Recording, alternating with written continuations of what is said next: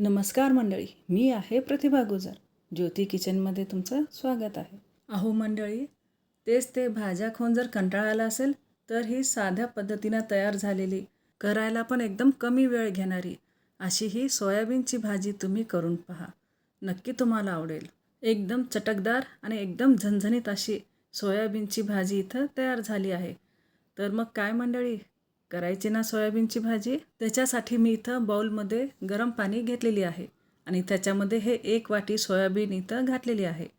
आता हे सोयाबीन आपल्याला व्यवस्थित ह्या गरम पाण्यामध्ये बुडून ठेवायचे आहेत आणि हे सोयाबीन आता 15 ते 20 मिनटासाठी मी इथं भिजत ठेवणार आहे. आता याला आपण बाजूला ठेवूया. आता याच्या ग्रेव्हीसाठी आपल्याला मसाला लागणार आहे आणि ते मसाला आपण इथं तयार करूया. आता 4-5 माणसांसाठी हे मी करणार आहे. त्याच्यासाठी इथं कांदे देखील 4 ते 5 असेच इथं मोठे मोठे कट करून मी घेतलेली आहे. आता हे एका मोठ्या मिक्सरच्या भांड्यामध्ये मी घातलेली आहे. त्याचबरोबर हे 2 टमाटा घेतलेली आहे, 4 हिरवी मिरची, थोडंसं कोथिंबीर आणि आपल्याला इथं अर्धा चमचा जिरे इथं घ्यायचं आहे. आता हे आपल्याला व्यवस्थित बारीक असं इथं वाटायचं आहे आणि आपण पाहू शकता. आता हे वाटलेलं मसाला मी बाजूला ठेवते आणि त्याचबरोबर आता इथं छोट्या मिक्सरमध्ये मी 1 वाटी खोबरं, हे सुकं खोबरं मी खिसून घेतली आहे, ते घ्यायचं आहे आणि त्याच्यातच थोडं अर्ध वाटी पाणी घालून याला पण बारीक असं पेस्ट तयार करून घ्यायचं आहे. आणि हो बरं का मंडळी, खोबऱ्याची वाटी ही एकदम छोटीशी होती, त्याच्यामुळं मी हे 1 वाटी खोबरं इथं घेतलेली आहे. आणि आता 15 ते 20 मिनिट इथं झालेली आहेत आणि आपले हे सोयाबीन पाण्यात भिजून मस्त असे मऊ इथं झालेली आहेत. आता आपण पाहू शकता. आता आपण थोडे थोडे सोयाबीन इथं मी दाखवल्याप्रमाणे हातात घ्यायचं आणि घट्ट असे हातानंच पिळून इथं आपल्याला घ्यायचे आहेत आणि ते एका प्लेटमध्ये मी इथं ठेवत आहे. अहो मंडळी, थोडीशी मेहनत इथं करा बरं का, तरच आपली सोयाबीनची भाजी टेस्टी होईल. नाही म्हणलं तर ते पाणी पाणी लागेल. आता आपण पाहू शकता. आता ह्या बाउलमधले असलेले सगळे सोयाबीन मी इथं हातानं घट्ट पिळून काढलेली आहे आणि हे बाउलमध्ये असलेलं पाणी आपल्याला फेकून द्यायचं आहे. आता आपण पाहू शकता. आता ह्या सोयाबीनवर मी थोडंसं मीठ आणि थोडंसं मिरची असं घातलेली आहे आणि त्याला हातानंच इथं व्यवस्थित इथं कालवत आहे, जेणेकरून मीठ आणि मिरची सोयाबीनला सगळीकडेच व्यवस्थित लागेल. आणि हो बरं का मंडळी, आता हे सगळे सोयाबीन आपल्याला तळून घ्यायचे आहेत. त्याच्यासाठी मी तर कढईमध्ये थोडंसं तेल घातलेली आहे आणि त्याच्यामध्ये हे सगळे सोयाबीन घालून 2 मिनटापर्यंत याला व्यवस्थित असं मीडियम गॅसवर इथं तळून घेणार आहे. आणि आपण पाहू शकता.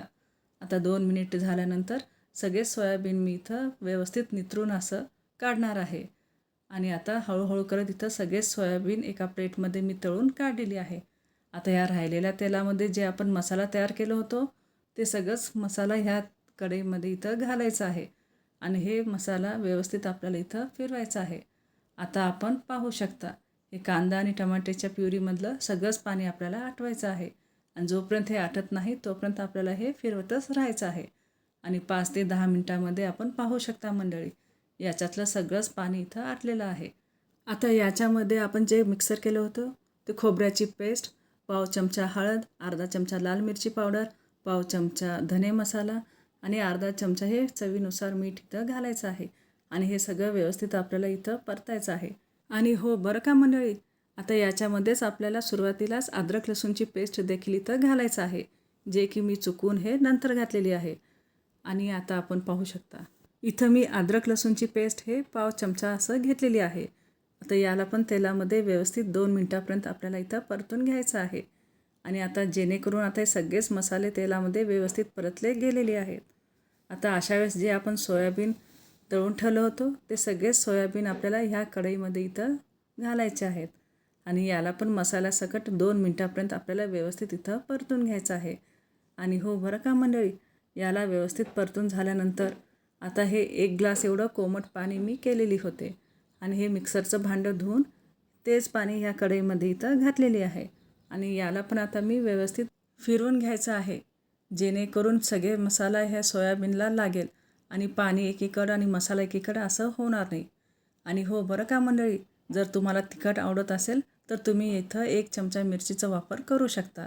आता हे अर्धा चमचा मिरची घातल्यानं भाजी इथं थोडीशी सपक होणार आहे आणि आता त्याचबरोबर मी इथं कोथिंबीर देखील घातलेली आहे. आता कोथिंबीर घातल्यानंतर भाजीला परत एकदा मी इथं व्यवस्थित फिरवणार आहे आणि परत हे 2 मिनटापर्यंत याला असंच शिजू देणार आहे. जेव्हा हे भाजी तेल सोडायला लागेल तेव्हा समजून जायचं की आपली मस्त अशी सोयाबीनची भाजी इथं तयार झाली आहे. आणि हो बरं का मंडळी, आपण पाहू शकता भाजीचा कलर तर एकदम मस्तच असा आलेला आहे. शिवाय याची ग्रेव्ही आपल्याला पाहिजे तसंच इथं झालेली आहे. जास्त घट्ट नाही, शिवाय जास्त पातळ देखील नाही. मग काय मंडळी, असं माझ्या पद्धतीनं तुम्ही स्वयंपाक एकदा करून तर पहा. नक्की तुम्हाला आवडेल. आणि शिवाय मी केलेलं स्वयंपाक हे अचूक प्रमाणात असतात. जेव्हा तुम्ही करायला घ्याल तेव्हा तुमचं भाजी अजिबात चुकणार नाही. ती व्यवस्थितच होईल. मग त्याच्यासाठी पहिला माझ्या चॅनलला लाईक, शेअर, सबस्क्राईब करायला विसरू नका. तसेच दुसरीकडे जर पाहत असाल तर पेजला नक्की फॉलो करा. मग काय मंडळी, वाट कशाची पाहता?